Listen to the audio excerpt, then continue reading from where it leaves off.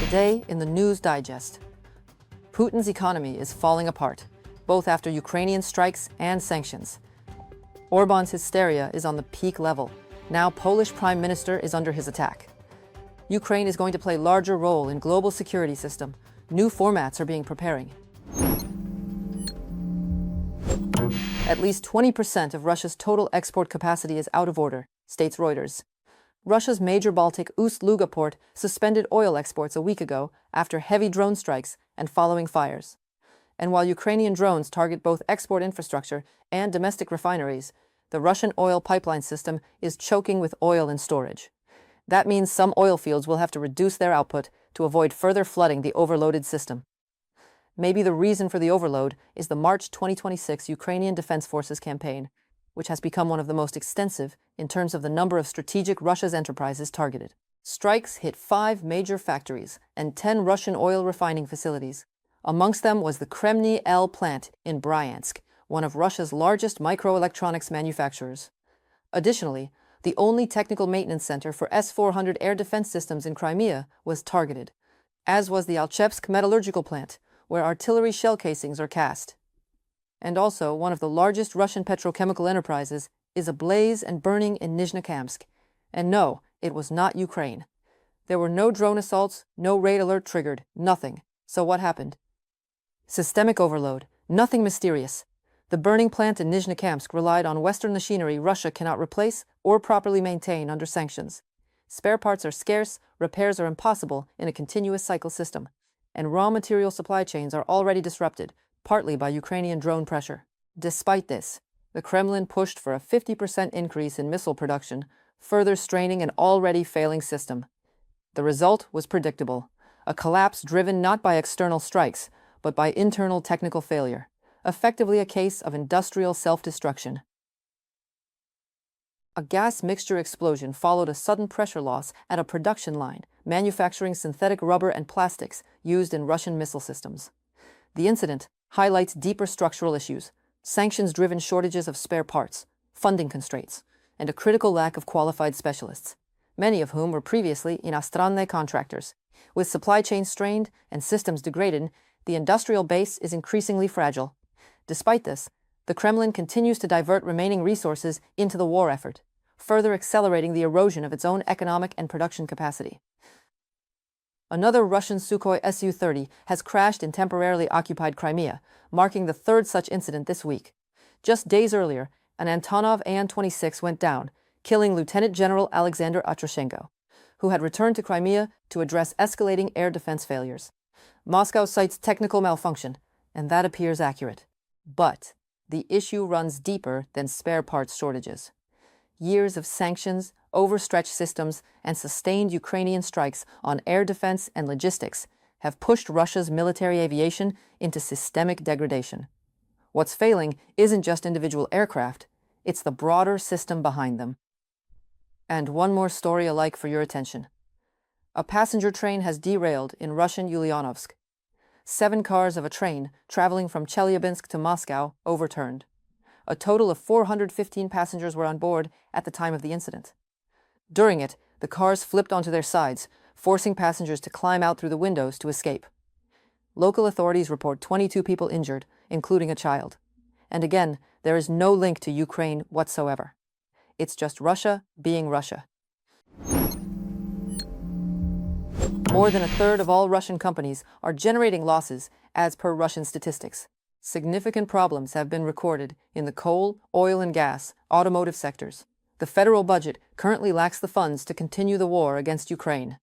It is so serious this time that the Tsar himself has reacted. Putin has turned to oligarchs for money. Meanwhile, Russian citizens are being asked to work 12-hour days, 6 days a week, with salaries delayed. This initiative was proposed by, of course, Russian oligarchs, Russian billionaire Oleg Deripaska. Putin's press secretary, Dmitry Peskov, stated that he sees nothing wrong in the idea. More in the following story. 94% of Russia's food service businesses are operating on the edge of profitability or at a loss. That is according to a survey by Action Buchhalteria, which included more than 500 companies across Russia. Nearly a third of respondents, 31%, reported losses. Another 36% said profits were low, while 26% described their businesses as financially unstable.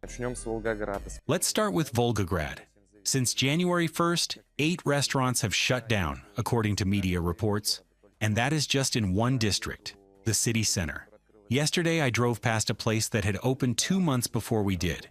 It is already closed, even though they made a lot of noise around their launch and tried to establish themselves on the market.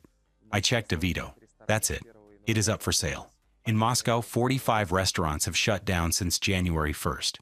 And it is not just individual businesses. Chain operators are closing too. Major companies are also facing serious difficulties. According to the Moscow Times, supermarket chain Magnet, which operates more than 32,000 stores across 72 regions of the Russian Federation, ended 2025 with a loss of 22.5 billion rubles. It is the company's first negative financial result in more than 20 years of operation. The main reason is said to be its debt burden. Because of the high key interest rate, the company's loan servicing costs rose by 74% to nearly 164 billion rubles a year. Falling profits are being reported by virtually all businesses. Pressure on business inevitably hits consumers too, in the form of rising prices. The cheapest butter is 154 rubles per 100 grams. A decent one like Vkusnotevo is already 300. That's what prices are like now. And analysts say these are not isolated problems in individual industries. They are evidence of a systemic crisis in the Russian economy. For the first time, as many as 74 Russian regions finished the year with budget deficits. And there is nothing to compensate for them. Ukraine's Foreign Intelligence Service reported that Russia's gold reserves in 2026 fell to their lowest level in 4 years. The aggressor state's financial reserves are being depleted. Because of Russia's ongoing war against Ukraine, sanctions, and Ukrainian strikes on strategic facilities inside Russia, the Russian budget deficit in 2026 has already reached roughly $100 billion. The cumulative deficit has already exceeded 15 trillion rubles. If you divide that by 80, you get the figure in dollars. And accordingly, this enormous deficit, which the government no longer knows how to cover, has led them to say that the only option is to cut spending. And in fact, back in February, even though the year had only just begun, the Russian government was already considering a so-called sequestration, that is, limiting budget expenditures. The Russian government is considering different ways to deal with its financial troubles, but none of them promises anything good for ordinary citizens. For example, in the name of budget savings, Anatoly Artamonov, head of the Federation Council Committee on Budget and Financial Markets, suggested that officials in Kaluga region shut down nursing homes. And here is another, so to speak, highly promising initiative. Oligarch Oleg Deripaska suggested that Russians switch to a 6-day work week. But that is not all. In his view, the work schedule should also change. Instead of 8-hour shifts, people should work 12 hours a day, from 8 in the morning until 8 in the evening. We do not have many resources. To be precise, we have only one, and it is tied to our national trait. In difficult times, we know how to come together and work more. And the sooner we move to this new schedule ourselves, from 8 to 8, including Saturdays, the sooner we will get through this transformation. Oleg Deripaska, founder of Russia's largest metallurgical holding company, Rusal, from the Moscow Times publication. Meanwhile, the key sectors that once filled Russia's state coffers are continuing to crumble before our eyes. The ferrous metals industry, for example, has lost access to technology because of sanctions and the departure of foreign partners, and is being pushed back decades, according to Ukraine's Foreign Intelligence Service. Modernization across the sector has now been put on hold. Banks are refraining from financing projects amid instability, while companies are trying to preserve liquidity for fear of further shocks. Reported by Nikita Skoblikov, UATV News. And all the Kremlin can do to show its so-called power is to attack civilian infrastructure. During the last massive Russian attack, which started yesterday and lasted almost 20 hours, the air defense forces of Ukraine destroyed 26 missiles and 515 enemy drones. In total, Russia launched 579 targets. As Zelensky says, judging by the documents received from the intelligence, next few months Russians will strike logistics, railways, and water supply.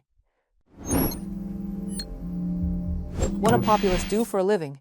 Blaming others. What a populace does for survival? when he feels that not only he is losing grip of his 16 years-long power over Hungary, but also personal accountability is now looming on the horizon.